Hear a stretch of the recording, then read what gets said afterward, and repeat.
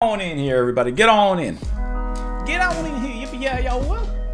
That doesn't even make sense. I don't even know if I let the intro play out completely. Welcome back, everyone, to the channel. Thank you so much for being here. Hope you're having a lovely one wherever you may be today. Thank you so much for stopping on by. Let's go and listen to Welcome to the Pleasure Dome. We're moving on to the next track here from Frankie Goes to Hollywood, and that is going to be entitled War. That's it. Just War. Actually, hold on. There is a like another part of the track after War, parentheses, and Hide. So that's what we're going to be listening to today. Let's go ahead and jump right on into it. We'll talk about it a little bit after. Relax. Here we go.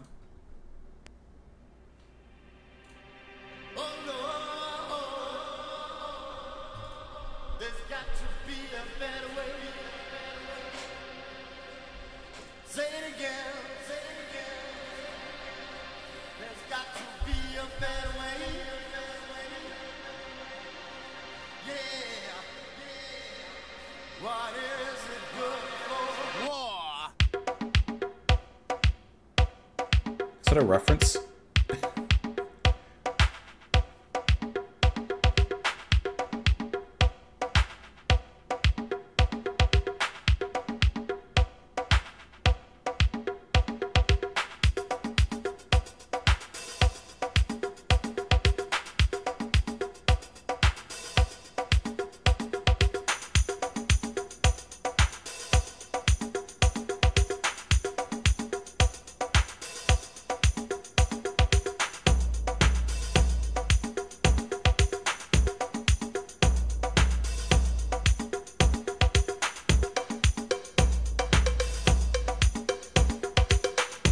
All the percussion layering.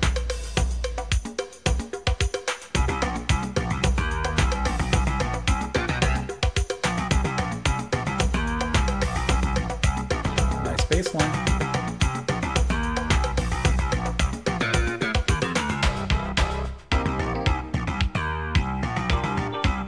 That came in nice.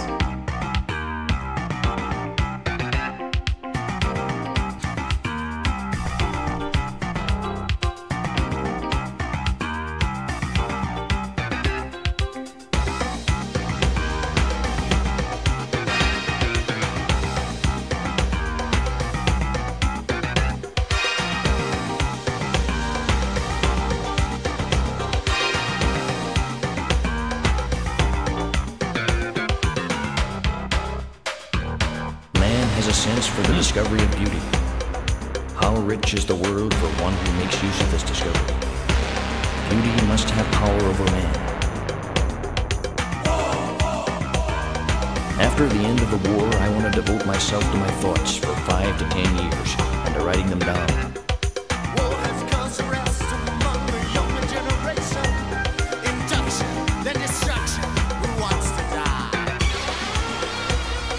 Wars come and go. Love the instruments. What remains are only the values of culture.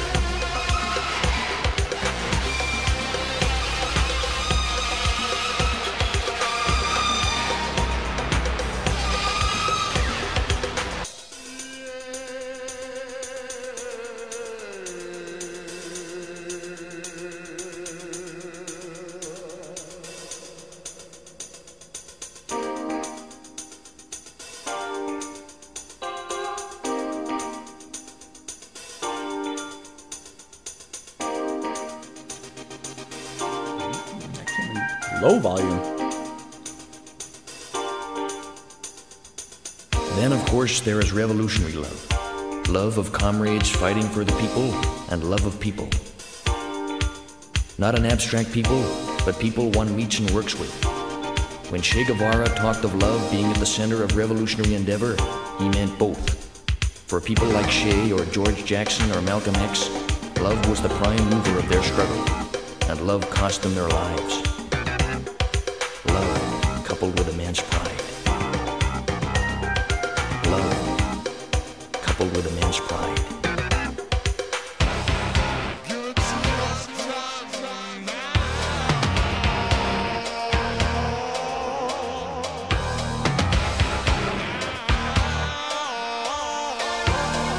It's kind of interesting.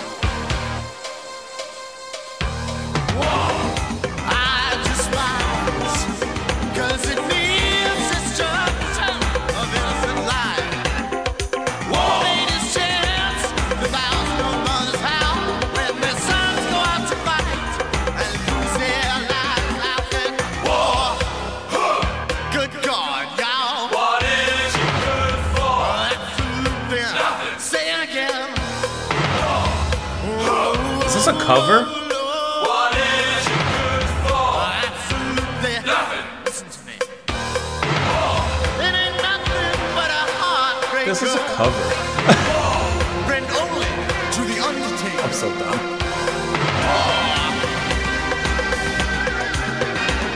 It sounds good though.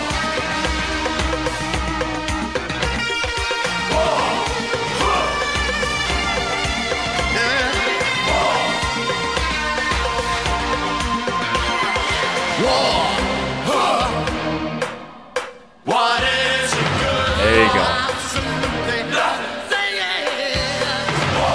Good God, yeah. What is it good for? Absolutely nothing. Say it. Oh Lord, there's got to be a better way. Say it again. There's got to be a better way. Yeah. What is it good for? War. Yeah. What is it good for?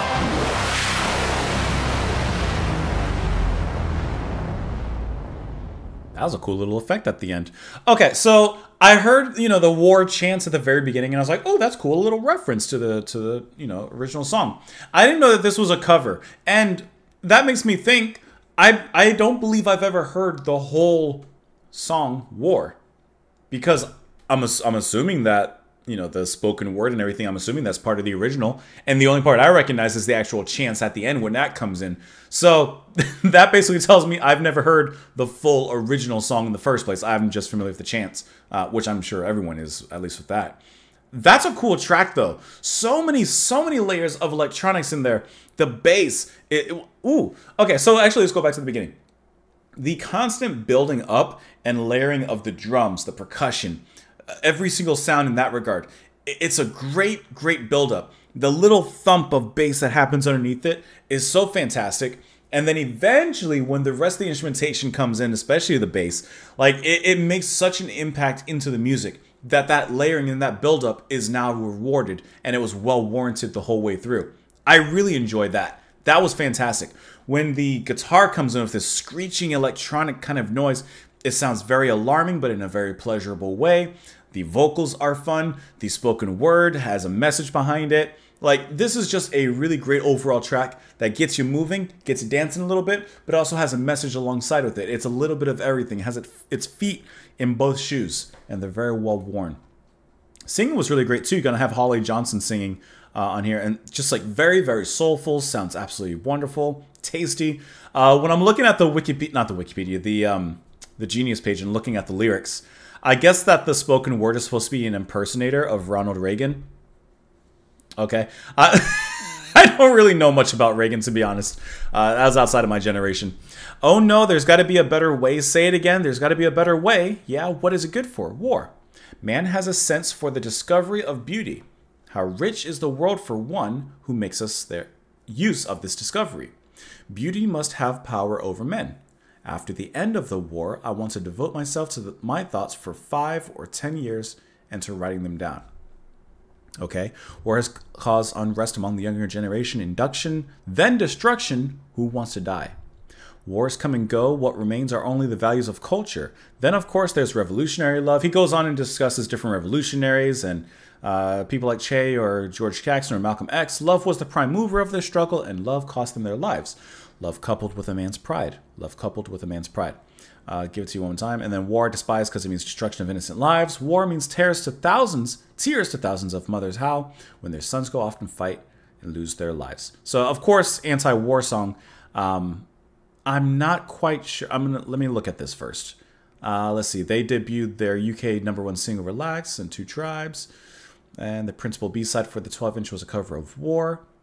It became subject of an accomplished extended remix in its own right. And there's more versions of that there. Let's see. They said it coincided with an extensive and iconic t-shirt marketing campaign for the band during the summer of '84. Several lines of spoken dialogue were added to the Temptations/Edward Starr version of the song. Impressionist Chris Barry voiced the long soliloquy about war and love while impersonating American President Ronald Reagan. Born in Germany, Barry translated a subversive quoted Adolf Hitler from his failed 1924 Push trial in the first new lines added to the song. So is it... Hold on, let me click on the Genius article too. There's might be more information. I'm just trying to make sure I get it all correct. Okay, so this is British actor Barry doing a Hitler quote while impersonating Ronald Reagan. Okay, that was sneaky. That's sneaky. Sneaking in a quote from Hitler and sneaking it as Ronald Reagan. That's kind of interesting. Like I said, I don't know enough about Reagan and stuff, so I can't dive into it in that regard, but I do think that is kind of cool how he put that in there. And is this the same? Doesn't seem... I don't know if that's the same or not. Maybe it is. I don't know. That's good, though. I really like the layering and the instrumentation behind that. That was a good track, though. Let me know what you guys thought of it in the comments down below. You can follow me over on Twitter, support the channel on Patreon. Thank you so much for being here. I almost slid out my seat. Have a wonderful rest of your day, and I'll see you all later. Bye.